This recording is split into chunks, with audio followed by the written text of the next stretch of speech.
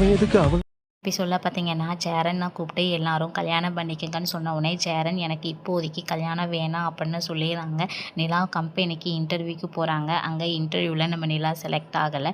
நிலா அவங்க ஃப்ரெண்டை மீட் பண்ண போகிறாங்க. நம்ம சோழனும் வந்து கூட போகிறாங்க. நம்ம எல்லாரும் சேர்ந்து ஒரு கம்பெனி ஸ்டார்ட் பண்ணலாம், உன்னையும் பார்ட்னர்ஷிப்பாக சேர்த்துக்கிறோம், உன்னோட ஷேராக 5 lakhs கொடு அப்படின்னு நிலா கிட்ட கேட்டோன்னே, நான் யோசித்து சொல்கிறேன் அப்படின்னு நிலா அங்கேருந்து கிளம்பிடுறாங்க.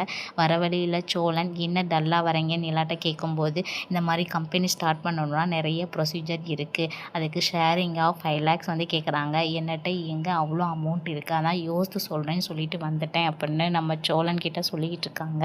நாளைக்கான ப்ரொமோவில் பார்த்தீங்கன்னா, நம்ம சோழன் காரில் வெயிட் பண்ணிக்கிட்டு இருக்கும்போது பல்லவனை பார்த்துட்றாங்க. பல்லவன்கிட்ட பேசலான்னு காரை விட்டு இறங்கும்போது கூடவே காயத்ரி இருக்கிறேன்னு பார்த்துட்டு நம்ம சோழன் வந்து ஷாக் ஆகுறாங்க. இவங்க 2 பேரும் எதுக்கு இந்த ஹோட்டலுக்கு போகிறாங்க அப்படின்னு சோழன் வந்து யோசிச்சுக்கிட்டு இருக்காங்க. சோழன் கிட்ட நம்ம பல்லவனும் காயத்ரியும் மாட்டிக்கிட்டாங்க.